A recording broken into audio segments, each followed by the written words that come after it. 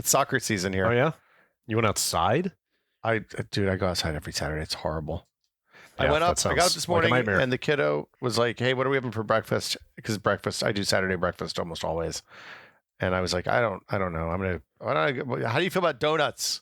Which is really, it's like a depth charge in the room. And hang on, I don't want to undermine your parenting strategies, but is the child really in a position to make demands as to what is for breakfast, or is it better to just say, "Hey, here's what's for breakfast"? So, as a parent, one of your responsibilities is making sure that the child is fed and watered.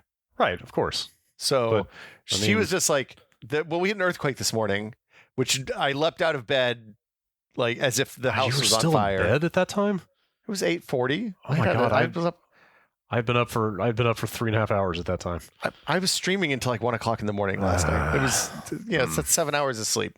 That's fair. So, I leapt out of bed, and then I was like, well, shit, I guess I'm up now because, the adrenaline was going. And so then I walked into the living room, was like, and I immediately got hit with, hey, what's for breakfast? Thinking pancakes or waffles or whatever. It's like, I'm punting. I'm going to get donuts. They're delicious. Everybody loves them. It's the breakfast of champions. Yeah, exactly. Homer Simpson loves them. Why would you not eat donuts?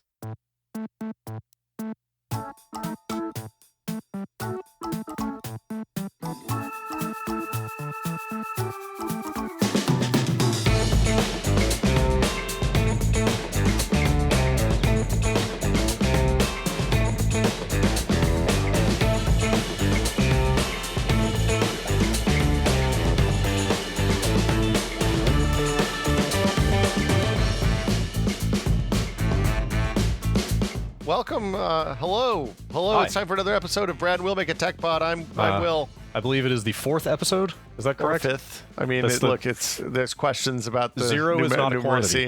numeracy. Zero is not a number. Episode 0 Maybe it might is as a well number? not exist. Look, we're just here making a podcast every week. I And think episode 0 is like the quantum super podcast. It both exists and doesn't exist. yeah, if you look at it too hard, it solidifies. But until you listen to it, you can't tell if it's a real podcast or not. We've done That's the way 3 it works. podcasts. This is the 4th one. Yeah, this is number 4, episode 4. We've talked about all computer stuff so far, Have we? but this week, God, I guess so. I guess even the Apple stuff is kind of in that sphere. that's a computer. Yeah. Yeah, Apple makes Apple computers. That's what It's a they used to be called. It's a computer in your pocket. This week we figured we'd talk about something different and get into some, talk about the food, because Yeah. it turns out a lot of cool technology with food and cool science with food these days. Yeah. There's a lot of high technology enabling this decidedly low tech discipline Well, it's called cooking. I don't know. it's no, but I mean, you're right. It's funny because there's a lot of stuff out there now that spun off from the rise of computers and phones and all of that stuff. So like the Instant Pot is a classic example, or the immersion circulators really are one too. Like they use technology that came around because of microcontrollers, and microcontrollers exist because of robotics and phones and all of that stuff. And like without like small, low power, highly capable chips, your immersion circulator, your Instant Pot, that kind of stuff just doesn't exist. God, I didn't even It's- think it's- about what kind of like compute power is in the Instant Pot in the kitchen. Yeah, Like it, because I mean, like you think about let's say a microwave. yeah, Like it think does about it. things. It does things, but you don't think about it having like a microprocessor in it. It's like, the dream of putting the cell processor in your refrigerator. I like never that- had that dream. That never quite came to fruition. That was a bad idea. That's yeah. good that didn't happen. What I Like mean they- is like there are some kind of, I don't know, integrated circuits or something in a device like a microwave to make it work, but nothing that is like what I would call a computer, right? But now I guess that's changing. Well, yeah. So this is one of those things that like, at first you hear this and you're like, well, why the fuck do I need a computer in my stove? That's the most stupid thing in the world. And to be honest, I'm not sure about smart ovens, which is a new category we'll talk about later, I guess. But like think like an immersion circulator, a sous vide machine is what you probably think of it as. A lot of people think of it as. It uses a microprocessor, a microcontroller to measure the temperature and adjust the heating element in it to maintain a really precise temperature. And that's a thing that like, I don't know, 10 years ago was really expensive and really hard to, 15 years ago was really expensive and really hard to do. And now it's just like, it's an add-on cost that's negligible. And that's just down to the parts internally that are required to make it work becoming like cheap at economy of scale, is what you're saying? Yeah. Like if you think about the compute power that's in, say, like first gen Arduino, like an Atmega, like a low end Atmega processor. That stuff didn't exist. 20 years ago, if you went to buy an espresso machine, for example, it had a thermometer in there, and it was just like a mechanical thermostat that was tuned to whatever temperature they thought the boiler was supposed to be. So like if like physically when it reached the temperature, I'm making hand gestures here that people can't see, but when it reached a specific temperature, a piece of metal would flip and that would either open or close a circuit. Like the metal would bend when it reached the temperature, and that was all the temperature control that thing had. Right. But now you can get a thermistor and a module that does PWM that will flip the heating element on and off really quickly to maintain a really precise temperature for practically nothing. It's almost free. Yeah. And that opens up all sorts of possibility. And it turns out more precision is good when you make food. I guess so. I don't know. I like to wing it. Look, there's a time for winging it, and then there's a time when you want a ramen egg with like a perfect gooey yolk inside. That's like the outside is cooked, and then the inside is all custardy and delicious, and you kind of like you can dump that thing on a salad, and it like smear it up, and it becomes dressing, and it's very good. We've already established that we're both starving right now. Okay. Yeah, that runny egg sounds really good. Let's maybe move on from graphic descriptions of tasty food, and So do you want to start with sous vide? Like we have an ANOVA, I think, that we inherited from my girlfriend's brother that we have never used. So I don't have a ton of. In fact, I have no firsthand experience, but I'm familiar with the concept, obviously. So yeah, I mean, the idea, if you don't know what the idea of sous vide is the idea. I think it's French for under vacuum or in water with something. I don't remember. The upshot is you use instead of. Like if you cook a piece of meat in a skillet or on a grill, the idea is that you put the protein in contact with a heating element that is much hotter than you want the food to end up. So like if you just put a steak on a griddle and let it go until it catches, eventually it'll catch on fire because the griddle is going to be like 450 degrees. But really what you want that steak to be is like 125 maybe at the high point. Right. So, if you let the temperature equalize throughout the piece of meat, then it's ruined. Basically. Well, if you let it equalize at the temperature of the griddle, yes, you will ruin the meat. Yeah. But the idea with sous vide is that you protect the bag from, you protect the meat from water, usually by putting it in like a plastic bag. But then you cook it at the actual temperature that you want it to end up. So you can control more precisely the reactions. Things happen in food when heat is applied. You have the Maillard reaction is the famous thing that makes black char happen on food when you grill a piece of meat. All the nice grill marks are Maillard reaction. That happens at like 400 degrees Fahrenheit. So you want that to happen. But the actual cooking of the meat, the breaking down of the proteins and destructuring the collagen and all the stuff that you want to like take a raw piece of meat and make it taste like it's been cooked happens at a much lower temperature. And the slaughtering of the bacteria that might be on it. Yeah. And the pasteurization process. Like you do that on a grill by just torching the outside and hoping the inside gets to the right temperature. If you do it in the water bath with the sous vide, you put it in the bag, protect it from the water so it doesn't end up like a horrible gray lumpy meat mass.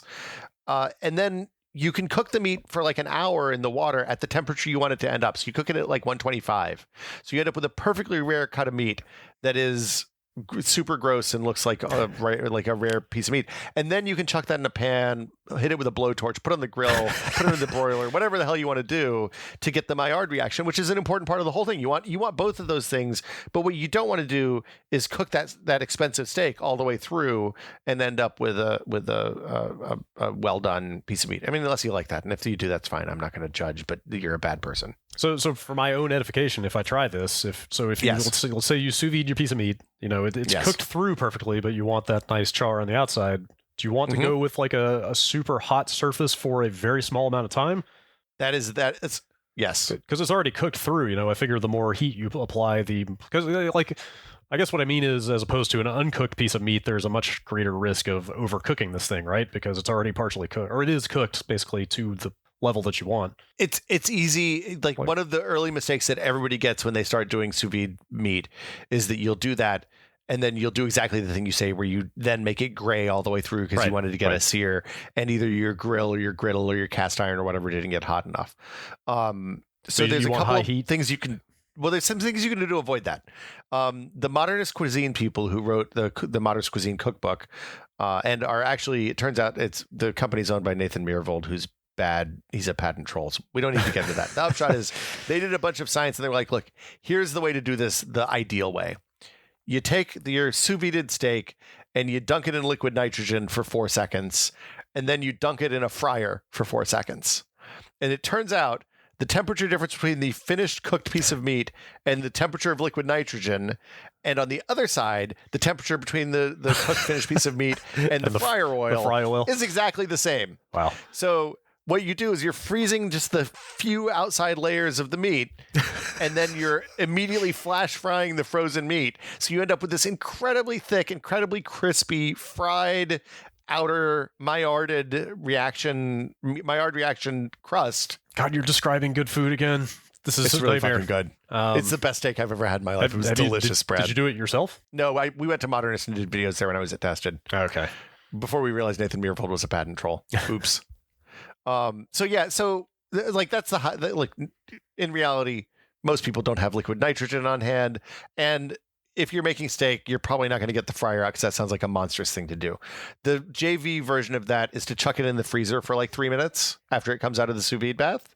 Like take it out, dry it off, chuck it in the freezer, and then put it on your griddle, on your stovetop, on your griddle, on your grill, whatever.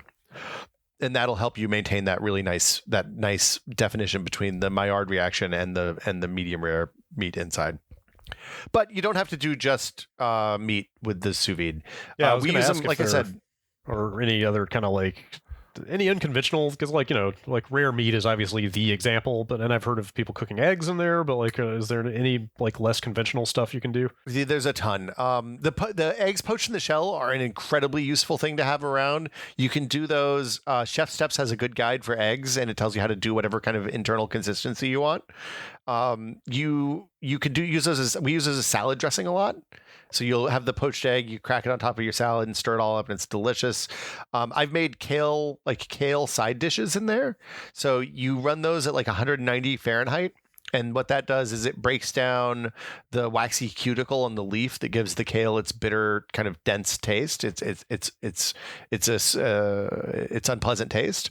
And you end up with a really sweet, delicious green. And you can do that, like, I put that in a Ziploc just with some like olive oil and pepper and stuff like that, and it's delicious. The baller move that I realized a couple of years ago is that you can use this for custards. So anything that requires pasteurization, you can pasteurize. When you're killing bacteria, you can do it either at a high temperature for a really short period of time or a lower temperature for a long period of time.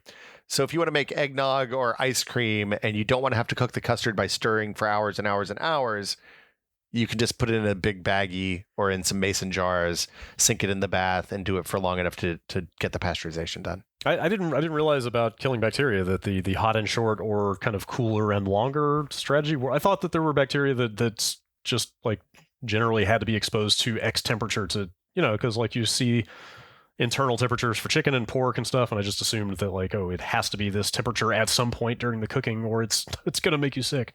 Or does it vary by food, I guess? It varies by food because it varies based on like salmonella dies at a different place than trichinosis, right?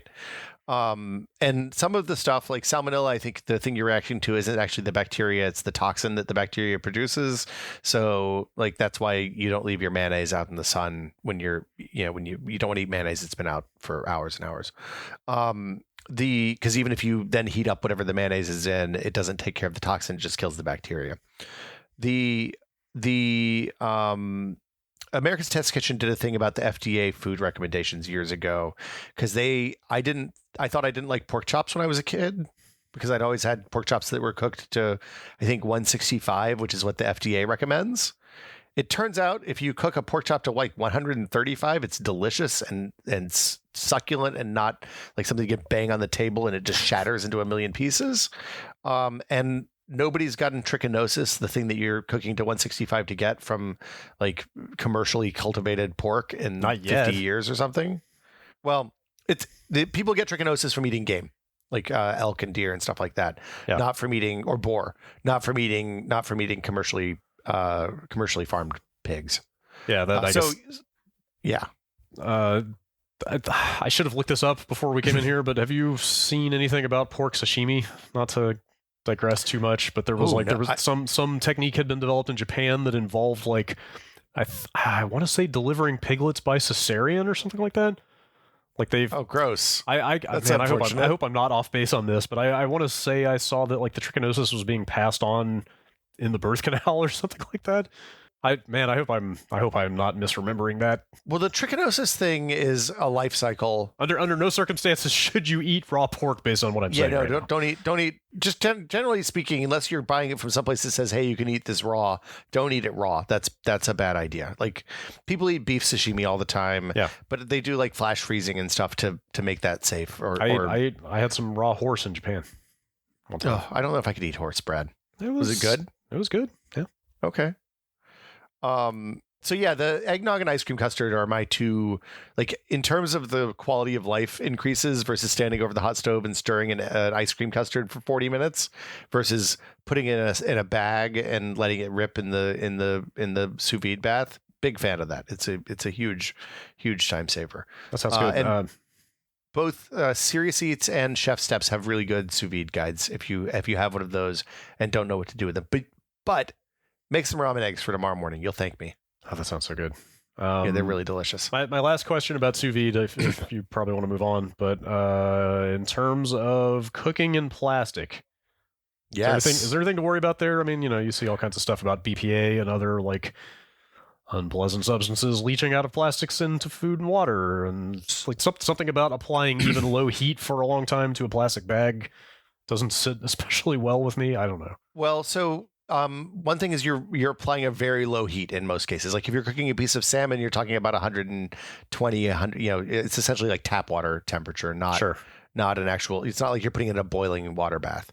You can get vacuum seal bags, which are food safe and are heat safe. So if you have like a vacuum sealer, those bags are fine. I can't remember who recommended this. It was either I think it was the Chef Steps people said Ziploc. Brand Ziplocs are safe, but don't use like cheapo.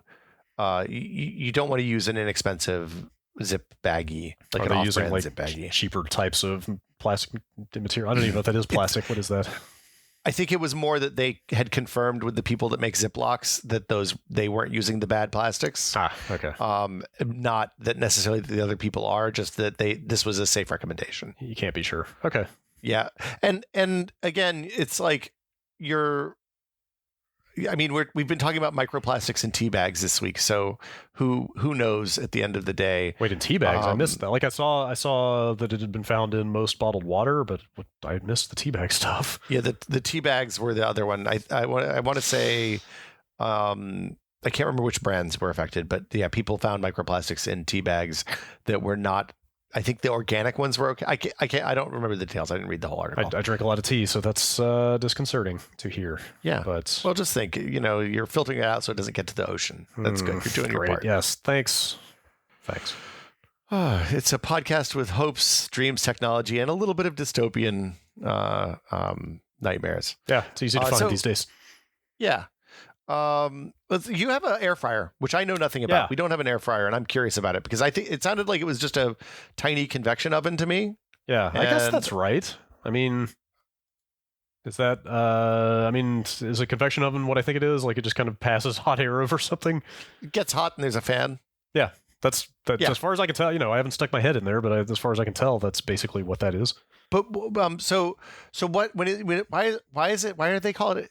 Like, is this just clever marketing? Is that why they call it an air fryer? I'm no food scientist or anything, but I have had that thought since we got it and started using it that frying obviously implies something is submerged in oil, and generally not super healthy.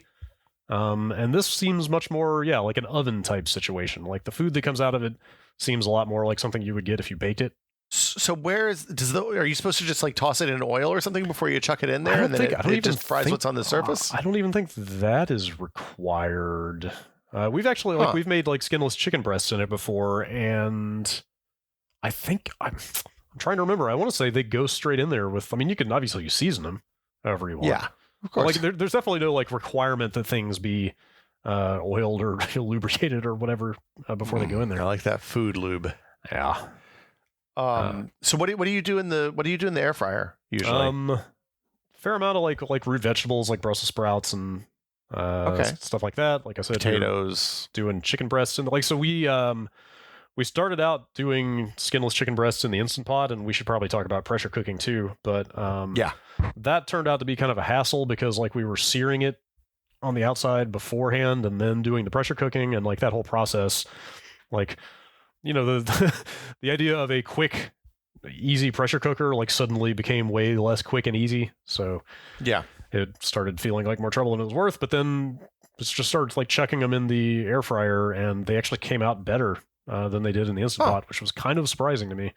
Like what kind of texture do you get like Maillard reaction on the outside of them or not? Maybe a little bit. I mean, they are resting on a metal surface in there. Okay. But again, I'm not a professional cookist by any means. But it was completely palatable. I will put it that way. Like okay. It was. Are you putting it like for salads and stuff? Is that where yeah, or in just I mean we've been trying to eat a lot healthier lately, so I'm just kind of eating a lot of plain chicken breasts, which not the most exciting way to go. Perfectly reasonable. The one other thing I will say, and this is like a nefarious use of this thing, but any kind of like frozen fried fast foody type item comes out super good. Like tater tots? Yeah, tater tots, like frozen French fries, onion rings, like anything like that is very like it elevates like cheapo junk food, fried junk food, frozen stuff. Is it like cooking in the oven, or is it like better than that? It's kind of it's similar to that. Like it, okay.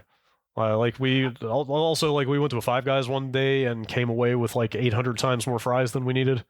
That's how it works, yeah. Yeah, and threw those into the air fryer later that day, like 6 hours later, and they came out like they were brand new. Like it was so good. Ooh, yeah. So I'm really curious about that because we do a lot of like we roast a lot of Brussels and asparagus and stuff like that, but often in the summertime, especially, we don't want to turn on the oven because it'll heat up the whole house. Yes. And it seems like this thing is the solve for that. My complete layman's impression of this thing is that it is a good substitute for a full-size oven. Okay. You want to talk about let's see. You want to talk about rice cookers and Instant Pots? They're kind of in the same headspace for me. Yeah, I just found out recently that an Instant Pot can be a rice cooker, but I mean, we have a dedicated one. It's not a good idea. Don't do that. No, the instant. Okay. So the knock against the Instant Pot is that the pot isn't nonstick. So when you cook rice in it, it becomes the stickiest, gloopiest nightmare. It's just scrubbing. Just gonna lose much scrubbing. Lose a nasty layer of rice all around the edges. It's horrific. Yeah, and it's really hard to clean. So rice cooker, we bought a fuzzy Zojirushi rice cooker years ago and ended up using it to cook almost all of like the grains that you cook in water now. So rice, oatmeal, steel cut oatmeal, what's the corn stuff? Polenta / grits, depending on which part of the world you're from. Yeah. Quinoa. Yeah. Yeah, all of the couscous, all of your fancy grains, we cook in that thing, and it is just the best. And as near as I can tell, the only difference between the fuzzy ones and the non-fuzzy ones is the fuzzy ones have a little bit of a temperature controller, and like they monitor the temperature and adjust, versus just having one algorithm. Like ours has a button that says porridge or like sushi rice, and it has a little bit. It works a little bit differently based on which setting you have. When you say fuzzy, you mean like less fine user control? I think it means fuzzy in that it uses a fuzzy logic. It's a thing that you used before we had access to PWMs, before we could do PWMs to do the temperature regulation. So it's a way of not adjusting the temperature constantly. Like, so when you're adjusting the temperature on something like this, the challenge is that the sensor updates maybe a little bit more slowly than the temperature actually changes, and it ends up like turning on, turning off, turning off, turning off, turning on, turning off really, really fast, and that blows stuff up, or at least it did in the old days. So I think that's what fuzzy logic means. I don't know. I didn't think to look at that because that would have been really smart before we started the show. But so should I go out and get one of those? We have a Tiger that we got on Clement Street, which is basically San Francisco's actual Chinatown. Yeah. and it is just purely mechanical. It's got one switch on it. It's on or off. That's Really? it. And it's been working fine for rice for some number of years, but I don't know. What is the feature set that you can offer that would sell me on going out and getting something better? So if you leave the rice in there, so often when we do oatmeal, so we'll do oatmeal in the morning. It has a timer, so I can load up the oatmeal at night before bed and set it to turn on at like 6 o'clock, or set it to be ready at 6 o'clock in the morning, and then it'll sit there and kind of continue to stew for the hour between 6 when it turns on and when it's done, and 6:30 or 7 when we sit down to eat. And it doesn't like scorch the bottom or torch it or anything like that if we don't come take it out immediately when it's done, I think is the other benefit. I don't like if you have my feeling on all technology stuff is that if you have something that's working and you like it, don't upgrade just for the sake of some bullshit box feature, right? It works. Like, it cooks rice. The rice sits there for a couple days and is still edible at the end. Oh, okay. So, that's good. That was the question. Yeah. Can you do like polenta and stuff? Like we make grits in there all the time. We've never really tried that stuff. I can't think of a single time we've made anything but rice in there, which is maybe a failure of imagination, but I don't know. We eat a lot of rice. The oatmeal alone, like honestly, if I was looking at what we use our rice cooker for, it's mostly an oatmeal cooker and then occasionally some other shit cooker. So are we talking steel cut or rolled or what are we doing? So look, I'm going to tell you a secret. Steel cut's great. Yeah. If you do 3/4 of a part steel cut, 1/4 of a part rolled, and then 4 parts water, at least in ours, it makes the best oatmeal I've ever had in my life. Huh. Is that like, are you kind of getting the creaminess of the rolled oats, but the texture and nutrition of the... Exactly. Interesting. High fiber of the steel cut. Yeah. So I don't know if you've ever had the oatmeal that they sell at Starbucks, but that's the secret of that oatmeal is that they do a little bit of rolled oats and a little bit of steel cut. Interesting. And I tried a bunch of different ratios, and then I went to the internet and just Googled how to make Starbucks oatmeal at home. I have to try and that. I think that was what I was told. I highly recommend it. I think I might make an unprecedented move and make oatmeal for dinner tonight just to try that out. Madness. Do you? While we're talking about the oatmeal, the egg thing, right? So you can just crack an egg into that bowl, once the oatmeal's done, just crack a raw egg in there and stir it up and let it sit for a minute. In the pot or after you've already plated in the pot. Okay. You won't even know there's an egg in there. Huh. Yeah, it just makes it really unctuous and delicious. Talking about stirring it around in there and letting it diffuse? Letting it, like mixing it in with the oatmeal. Interesting. And then you get like a nice hit of protein along with all your grains and carbs and business. Well, I will frequently just fry an egg and throw it on top of the oatmeal, but that sounds awesome. I tend to eat savory oatmeal, which a lot of people react violently to. So I like a savory. Yeah, I'll do a savory oatmeal. Totally. I like I'm a savory grits guy too, right? When I make grits, I put butter and maybe a little bit of salt on there. Is there any other kind? Some people put sugar on grits. What? In different parts of the country? What? I know they're monsters. Black pepper and cheese or red eye gravy. That's it. Oh man, cheese grits in the rice cooker. I did cheese grits last weekend, and I did like a couple of cups of grits, and then I put 1/4 of a cup of sharp cheddar. So sorry, 3/4 of a cup of sharp cheddar and 1/4 of a cup of parm, and it was amazing. It was the best cheese grits I've ever made, and a shitload of butter. All right, this is terrible. Why are we doing this to ourselves? I think we might have to take a break. I'm just gonna go find a string cheese and shove it in my face or something. Let's take 5 and reconvene. What do you say? Be right back.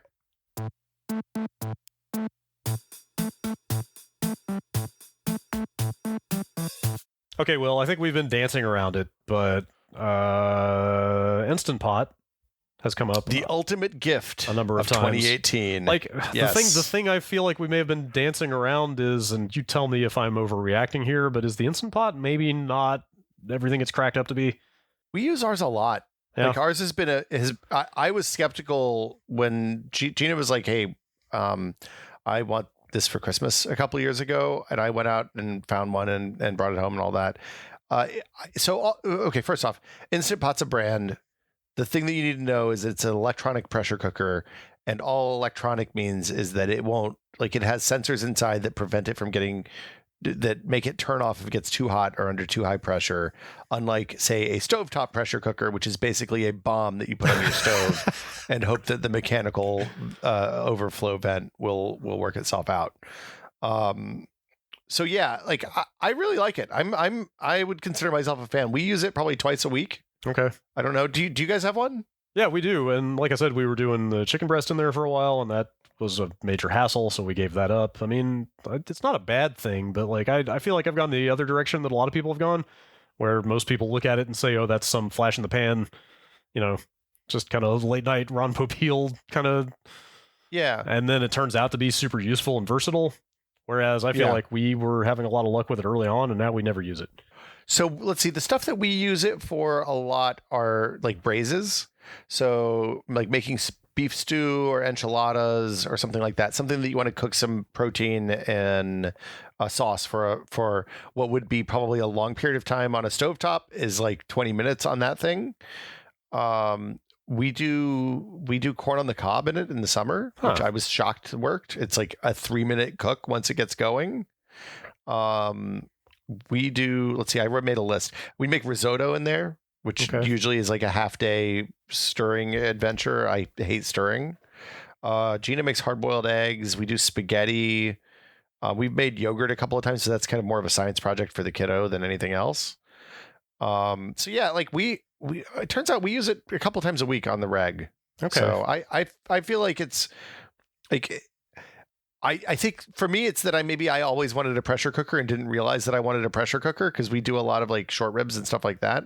Like the thing it's good at is braising meat, which is a way to make a cheap piece of meat taste really good. Totally, yeah. Basically, it does work for that. Actually, do you want to just talk about like what the physics are of a pressure cooker? I mean, does it have something to do with like the way that the boiling point of water changes based on the surrounding pressure, funny. or is it? It's funny you say that, Brad.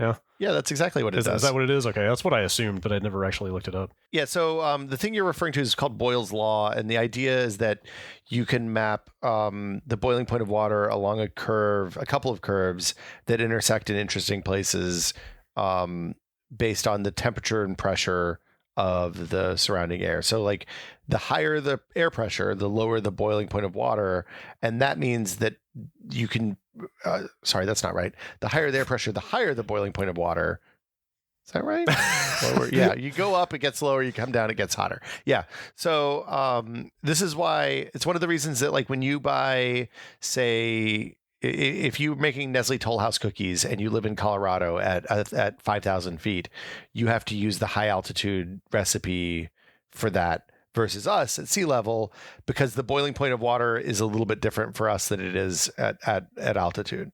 It's a little bit lower at altitude. So the reactions that happen at 212 degrees don't necessarily happen at the boiling point of water, which is going to be 190 degrees or something at 5,000 feet.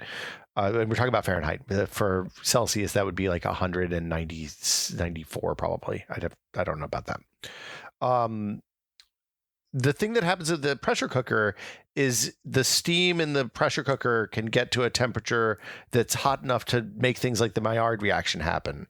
So like if you braise a short rib or something normally in a stovetop, you have to do that over a really long period of time because you need that stuff to happen gradually and slowly.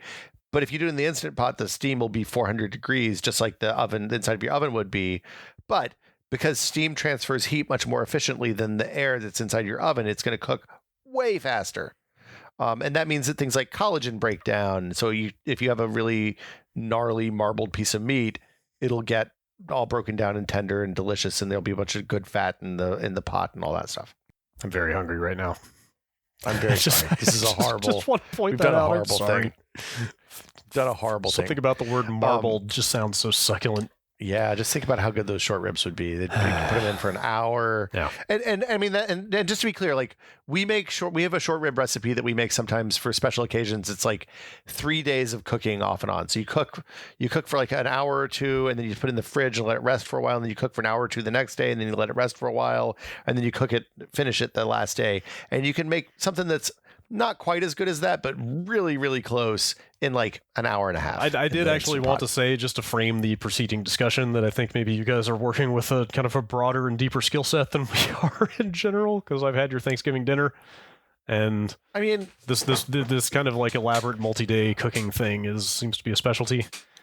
We like to, like, if we're gonna have people over for a big meal, we'll go a little bit overboard. But yeah, like it's kind of, I mean, a pressure cooker is kind of a time machine, right? Like it doesn't do anything that you can't do in a roasting pan in a 200-degree oven over a really long period of time. Right. You just don't have faster. to babysit it.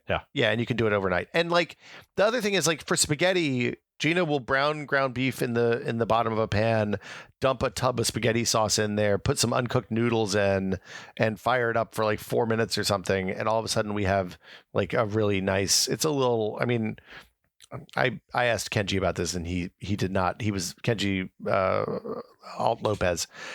He was not impressed. but you know, for feeding a family on Tuesday night when you have 8 minutes to make dinner, it's great. That sounds incredible. Highly recommend. Like that makes me want to go get that thing out right now. You should go get that thing out. You can make spaghetti. You can make some oatmeal. You got like 3 days worth of meals planned already here. Spaghetti and oatmeal. That's dinner tonight. So I'm really curious about smart ovens because I follow a bunch of like food tech people on Twitter, and there's this June thing that came out. I think it was a Kickstarter in Indiegogo or something, or maybe just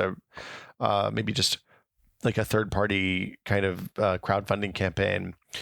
And the smart ovens, at first I thought the smart was, hey, there's like a camera inside or something and it scans a barcode and then it knows to cook up your Stouffer's lasagna at exactly the right settings. Like that's some like Jetsons type shit, I feel like. Look, I want to put a pill and add some water and then have a turkey dinner. Explodes out. Yeah, exactly.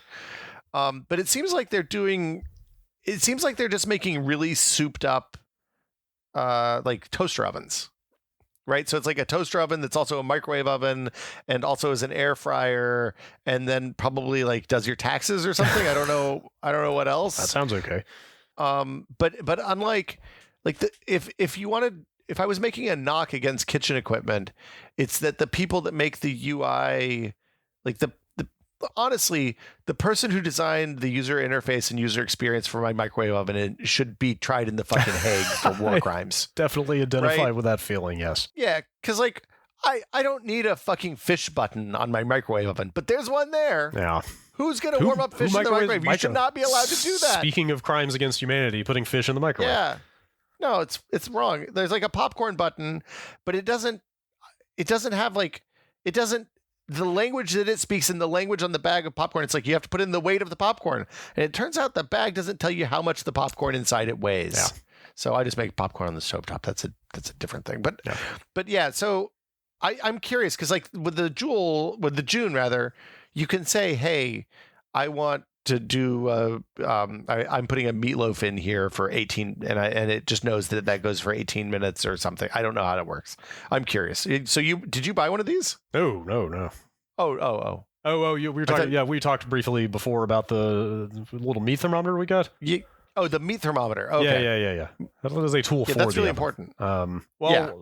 I was surprised. I mean, it's like kind of high tech, but I was actually surprised it's not as high tech as I would expect these days. It's basically, did you get it's a meat thermometer that goes into the meat in the oven and just sits in there the whole time, and there's a little wire that runs out to a little readout, and you literally just close the oven door on that wire and just kind of magnet the display device to the front of the oven. So there's a couple of really inexpensive tools that everybody should have, and one of them is an instant read thermometer, or like a thermometer you can leave in the oven. Okay. It turns out the oven's a Faraday cage, and you probably shouldn't put batteries in there. So like wireless stuff is not great inside the oven. Okay, so that's what I was going to say was I'm surprised there's not like a Bluetooth version of that, but I guess that explains that then. Yeah, no, yeah, the oven pan, that whole metal frame around the oven is going to make stuff not do what you want. But a good instant read thermometer is great. Somebody gave me a Thermapen for Christmas years ago, which is like a fancy. It's like I think it's like $100 NSF certified, National Science Foundation certified instant read thermometer. And like literally when you're putting it into a piece of meat, you can see the temperature change as the probe goes into the meat. Huh. Like it's bonkers. That's cool. You don't need that.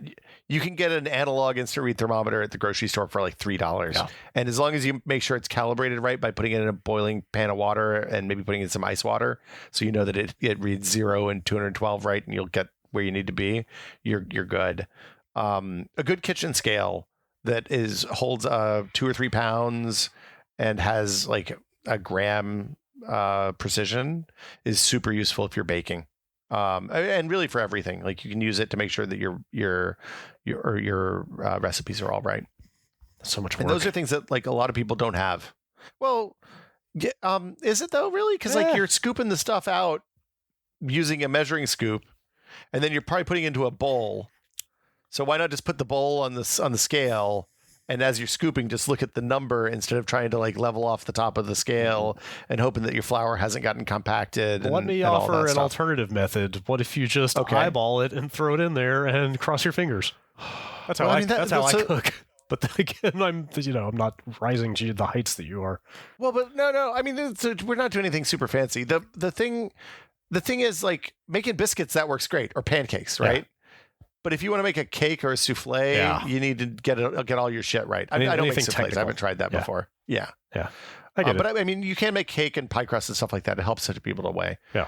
I'm trying to think. There's a bunch of weird stuff that I've seen over the years that everybody's told me is the next thing coming in food tech. Yeah, speaking of technical, you made a list of some. You know what? I'm just gonna let you talk about it. There's some stuff on here. So nitrogen dewer. I mean, if you want to do the cryo frying that we talked about before, and it turns out you need the nitrogen. Yeah, who doesn't? I bought a nitrogen dewer years ago so we can make liquid nitrogen ice cream. I think I brought it to Giant Bomb once upon a time, and maybe we used it to make cheese. We made nacho cheese ice cream in a disastrous Big Live show segment. Yeah. It's that stuff's good. Like it is. Dewars are less expensive now than they ever have been because of Amazon and Chinese dewer manufacturers. They're still like a couple $100, and then it costs like $20 to fill the thing to get 5 or 10 liters of nitrogen from your local air gas or whatever your nitrogen supply place is. Wait, is it really that? It's cheap. Yeah. I mean, and like 5 liters of nitrogen will make 5 quarts of ice. Like basically, it'll evaporate away because of air, because of the temperature in the room before you actually can use it all, unless you're just making a ton of ice cream one day. But it's easy to use. Like you just pour it in to like a KitchenAid. You put your ice cream custard in the KitchenAid and then set it to stir slowly and pour the nitrogen in really, really slowly. And you'll have this really smooth, creamy, awesome, totally frozen ice cream in like 2.5, 3 minutes. I have another question. Yes. What is a rotostator? So you know what an immersion blender is, right? It's like a stick blender with a little blade on the bottom. Yeah, you put it in. It's a good way to whip eggs if you need to make like stiff peak egg whites for something.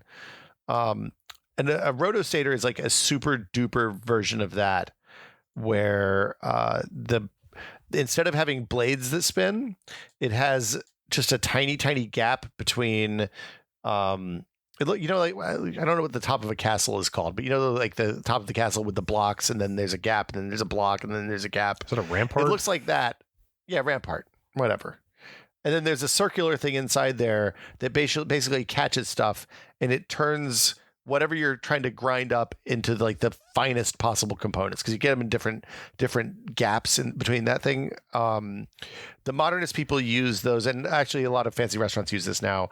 They'll use one of those to grind up something like pistachios, something that's that has like protein and fat and other stuff, and it makes it into like a really smooth emulsion. And then you pour liquid nitrogen in that, and it'll freeze up, and it tastes like gelato, even though it's literally just pistachios and a little bit of sugar. That sounds incredible. Like it tastes. It's bananas. That's wild.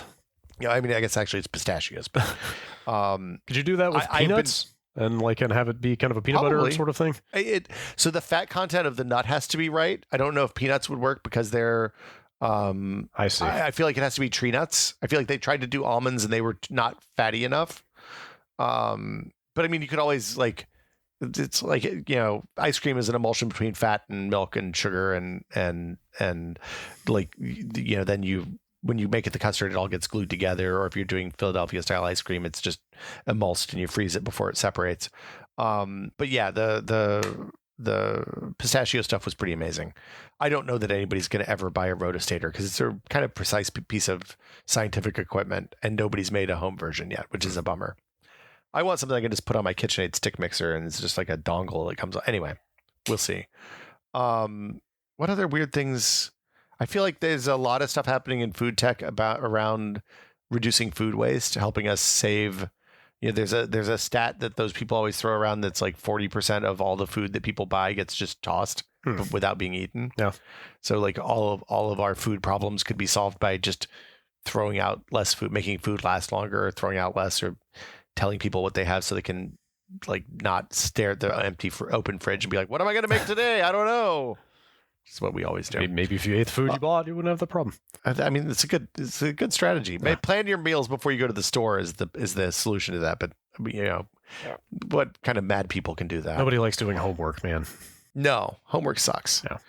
But yeah, so I mean, I'm curious what people think about this in particular. Like, do you like having technology in your kitchen? I'm asking you, and I guess reader feedback too, listener feedback. I mean, I'm kind of traditional. We bought the immersion circulator, and that was a real eye-opening moment because it just takes the risk out of cooking like a really expensive piece of meat. Like if you buy a prime rib or something, you can do the hard part. It makes the hard part easy. And it means you're not in danger of destroying $100 piece of meat or $50 piece of meat or whatever it is you bought. Damn, that's a high class piece of meat. Well, but it's like for 6 people probably, right? Oh, sure. So yeah, you're 6 or 10 people depending on how side big. of beef. Yes, exactly. I mean, we're not cooking steamship rounds over here. No, man. Maybe you're not steamship round. Oh well, I'm coming to your house for dinner if you're making a steamship round. But so what do people think about technology in the kitchen? Do you like it? Do you not like it? What do you know? You can tell us at Sweatpants Tech Pod on Twitter, or at techpod@content.town via the emails. It's a great domain. I just want to say I'm very pleased that I bought that when I did, because I feel like the window on content.town was closing rapidly. Your domain choosing skills. Yes, they're quite refined. Thank you, sir. We have an email. Speaking of, yes. Are you saying somebody listens to this thing? There are people that listen to this. Oh man, I'm so sorry. No, don't apologize. They signed up. They had to click a thing. Roland wrote in to say about Chrysler's involvement in network standardization. Because we talked about this last week. Yeah, this is a hardcore topic. Good old RFC 1981. Somebody suggested that we should just read particularly noteworthy or interesting RFCs on the podcast. I was like, man, that is really optimistic about what people are willing to listen to. But I mean, that is a deep rabbit hole to go down. Also, what does RFC even stand for? Request for comment. Request for comments. Okay, sure. So this one, Roland says, enjoyed the internet episode. Just wanted to provide a little background on why Chrysler was involved in some of the networking RFCs you talked about. Before privately routable network addresses were introduced, that's the 192.168 and those guys. Every computer on a network had a publicly routable address. That meant that anyone could, in theory, send a message to any other computer, although in practice there were often odd gateways or other systems that sat along network paths and filtered traffic, probably firewalls and stuff like that. Chrysler at the time had a large network and wanted a way to partition it so that their internal systems weren't publicly routable. Moskowitz was actually the person who originated the private address scheme that allows for this, hence why he and Chrysler is listed as an author on RFC 1918, which is actually relatively readable if you want more context on the reasons that were presented at the time for creating this public-private split. During the early days of the IETF, the internet standards body that publishes RFCs, it was not uncommon to see contributors from larger non-tech industries, but this has become significantly less common in the last 10 or 20 years as specialization in tech has condensed into a handful of large companies. Hope you find this interesting. I did. I thought that was really interesting. That's cool. Yeah, I guess, there were just a bunch of big old companies back then doing their regular business and starting to interface with the internet as they did it, right? Like...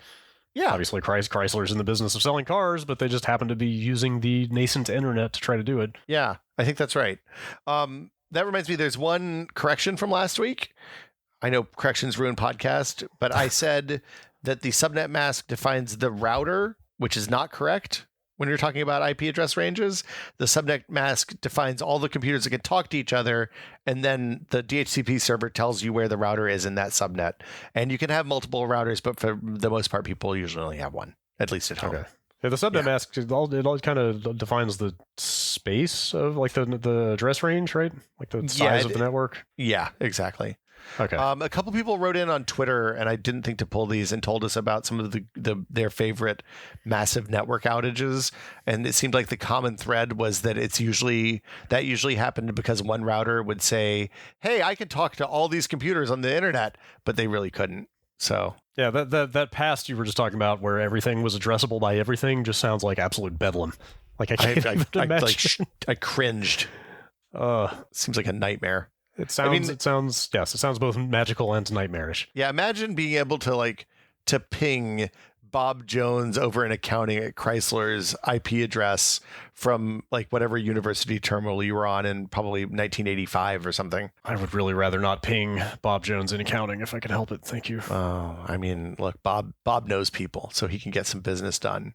That's true. I think that's as good a place as any to wrap it up. Okay. Yeah, we need to make dinner on both ends. I'm super duper hungry. Not eating all day. Yeah. Okay. Well, thanks for, as always, if you enjoy the podcast, reviews on iTunes are incredibly welcome. We love that. We've gotten a bunch. People are very kind. One person gave us 1 star. That's fine. If you don't like it, yeah, give us the feedback. We can take it. We're big kids. Yes. Maybe you are. And you can find us on Twitter, Brad. Yes, at Brad Shoemaker. I'm at Will Smith. The show is at Sweatpants Tech Pod, I think. Yes, for now.